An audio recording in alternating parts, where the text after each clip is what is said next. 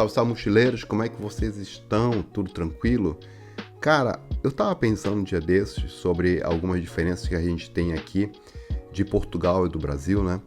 E quando eu vim pra cá, eu já esperava que eu ia pegar algumas diferenças assim, referente à cultura, à comida, ao jeito que as pessoas se comportam, mas eu nunca imaginei que eu fosse ver tantas diferenças na estrutura das casas, exatamente. Não só na estrutura, literalmente falando, mas como as coisas se comportam assim dentro da casa. Então bora lá, vou mostrar algumas coisinhas pra vocês e eu aposto que vocês vão ficar tão surpresos quanto eu fiquei a primeira vez que eu vi.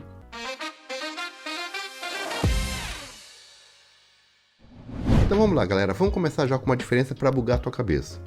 Aqui quando você faz um delivery, seja de comida ou de alguma entrega, o entregador quando vai no prédio, ele não vai encontrar a numeração tipo 101, 102, 304, 500. Ele vai encontrar uma nomenclatura que é mais ou menos assim. Se tu tá no primeiro andar, tu vai encontrar lá resto do chão. Mas não é só isso. Para definir qual é, ele vai definir assim: resto do chão do direito, que tá no centro, que tá na frente. Agora, se o teu apartamento ele tá do lado esquerdo, então tu tá no resto do chão do esquerdo. Agora, de qual lado? Tu tá no fundo, tu tá na frente, tu tá de lado. Então vai ser o resto do chão, esquerdo, centro, frente. Se for no segundo andar, então vai ser segundo, esquerdo, frente. Terceiro, frente. Então assim, pra mim é um negócio extremamente confuso. Até hoje eu me perco. E eu praticamente só sei qual é o meu e pronto, assim. E agora eu tava pensando que para explicar isso para outra pessoa parece ainda mais confuso, né? Outra coisa que é interessante aqui também é o tamanho dos prédios. Geralmente eles são muito mais largos do que compridos. Então você vai pegar prédios aqui de 4, 5 andares. Dificilmente você vai ver arranha-céus, como a gente vê no Brasil, assim de 15, 20 andares, 25. É muito, muito difícil. Mesmo estando no Porto ou em Lisboa, não faz diferença. Mas assim, uma coisa que realmente me fez refletir sobre essa questão dos prédios é o valor do condomínio. Aqui a média é mais ou menos entre 7 a 20 euros. E quando eu falo 20 euros, já são prédios mais sofisticados, que têm mais recursos e outros serviços que eles estão inclusos. Isso me faz refletir um pouco sobre os nossos condomínios do Brasil. Faz umas 2 semanas que eu estava olhando preços de apartamento e tudo mais. E os preços de condomínio, pelo menos de Curitiba, eles estão rodeando ali a parte de 700, 900 reais. É praticamente um salário mínimo só para condomínio, fora o aluguel. Sendo que aqui, esse valor de condomínio ele é praticamente irrisório, você nem sente. Realmente o valor aqui que pesa é o valor do aluguel e pronto. Outra coisa que eu achei bem diferente referente ao Brasil é que as casas aqui dificilmente têm recuo. Você tem a calçada e já na calçada você tem a porta da casa, você tem a porta, a janela. Então, assim, a gente está acostumado a ter aquele recuo que tem, por exemplo, um quintal ou em prédio você tem a escadaria, a portaria, enfim, eles são bem recuados. Aqui não, eles são praticamente ali calçada e a porta de casa. Você abriu a porta, você já pode esbarrar com alguém que está passando, assim, eu acho isso muito estranho. E isso vale tanto para casa quanto para prédios. Tem uma coisa meio maluca aqui, galera, referente às portas de entrada. A maçaneta, ela não abre do lado de fora. É uma maçaneta falsa, na realidade. Ela não abre, ela só vai abrir mediante a chave. Do lado de dentro não tem problema, mas do lado de fora ela simplesmente não abre. Você vai precisar da chave. Então, se você é aquele esquecido que deixa a chave do lado de dentro da casa, sinto te informar, mas você não vai conseguir entrar. Ela simplesmente não abre. Inclusive, esse lance da porta já aconteceu uma vez de eu ficar preso entre a porta do prédio e a porta de casa. Eu fui sair para levar o lixo e a porta fechou. Só que a porta do prédio estava trancada. Então eu fiquei no vão das duas ali. Eu simplesmente não conseguia nem sair do prédio, nem voltar para casa. E a Jennifer não estava. Então eu tive que esperar até ela chegar para eu conseguir voltar para casa. Então assim, nunca se esqueçam da chave, porque se você não tiver quem abra, vocês vão ter que ligar para o chaveiro, vocês vão ter que ligar para o bombeiro, vai ser uma dor de cabeça que vocês não vão querer ter. E rapaziada, aqui referente às tomadas, são esse formato aqui de 2 pinos. E a voltagem é de 220, geral. Eu sei que tem alguns lugares no Brasil que é 220, mas a maioria, se eu não me engano, é 110, né? Então, mas aqui não, aqui tudo é 220. Aparelhos somente 110, né, que é univolt, Aí tem que tomar cuidado com isso. E aqui eu gosto de usar muito esses T's em formato de quadradinho, porque eu acho eles mais compactos. Além das tomadas, eles também têm essas entradas USB, então é mais prático para mim, né? Mas nesse ponto aí tem vários modelos, de vários tipos, enfim.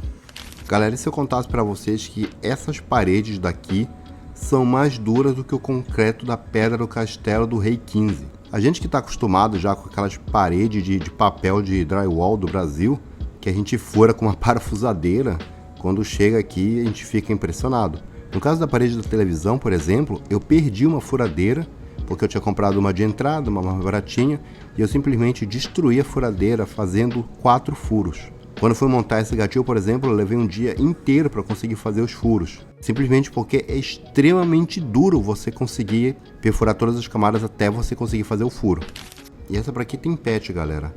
Uma curiosidade daqui é referente às redes de proteção, que você não pode colocar as redes pelo lado de fora do prédio. Isso pelas normas do condomínio é proibido porque você está mexendo na estrutura do prédio. Você precisa colocar a rede de uma forma que fique para dentro do teu apartamento. Então a gente fez uma adaptação aqui, eu peguei essas réguas de PVC e improvisei essa rede. E eu coloquei entre as janelas, né?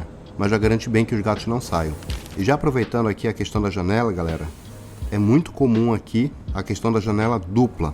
Ajuda bastante com a questão do som, principalmente quando a gente está assistindo televisão, alguma coisa do gênero ali, para não atrapalhar tanto. Até mesmo nas gravações também. Quando eu fecho as duas janelas, abafa bastante o som, então fica mais tranquilo. E no inverno também, as duas janelas vedam muito bem. Evita que fique corrente de vento numa frestinha que seja da janela, deixando aquele desconforto, sabe? Então as janelas são duplas aqui com uma vedação boa, justamente para isso, para a questão do som e também do inverno. Mais uma coisa que eu acho interessante aqui, galera, que não é necessariamente sobre a casa, mas tem a ver, que são as companhias de energia. Aqui as companhias de energia elétrica são privadas, então você tem a opção de escolher qual companhia elétrica você quer contratar os serviços para que você possa assinar o contrato de energia. Funciona mais ou menos como se fosse um plano de telefonia. Então, assim, a melhor parte também é porque não tem fidelidade. Então, passou 6 meses, 8 meses, você não gostou ou você viu uma proposta melhor de outra companhia, você vai lá e troca sem problema nenhum. Isso é muito bom porque acaba gerando uma certa concorrência, então a energia não fica tão cara, apesar que não está tão barata, mas ela não fica tão elevada quanto fica no Brasil. Bom, agora a gente vai entrar em umas diferenças assim que para mim são as minhas favoritas, que são as diferenças das casas de banho, ou como a gente conhece, o banheiro. Primeiro, você está vendo aqui na parte de dentro que não tem interruptor, certo? Então como é que você faz para ligar a luz? Na verdade o interruptor fica do lado de fora. Isso me faz uma confusão até hoje. Eu entro no banheiro, já coloco a mão ali onde deveria ter o interruptor, não tem nada, e aí que eu me lembro que fica do lado de fora.